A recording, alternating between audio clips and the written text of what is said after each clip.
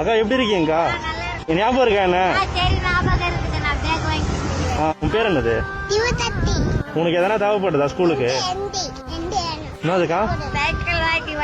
Cycle வேணுமா? பொங்கலுக்கு dress எல்லாம் எடுத்துட்டீங்களா? நான் வந்து ரொம்ப கஷ்டத்துல இருக்கோம்.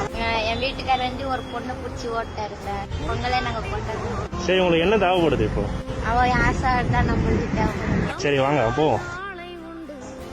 உட்கார உன்னை உட்கார வர வைக்கணும் உங்க அம்மா வந்து. ஓகேவா? நல்லா இருக்குதா? எனக்கு பிடிச்சிருக்கா? பாப்பா சொல்லுவான், அம்மா எனக்கு ஸ்ட்ராபெரி வாங்கி ஸ்ட்ராபெரி வாங்கி கொடுத்தா ஆனா இதே மாதிரி சைக்கிள் வாங்கி அப்படின்னு கேட்பேன். அது சொல்லு, சைக்கிள் எங்கடி போக முடியும்? நம்மளே வாட்டர் கேட் பிளாஸ்டிக் போறதுறது 500 ரூபாய் 600 ரூபாய் போடுறோம்.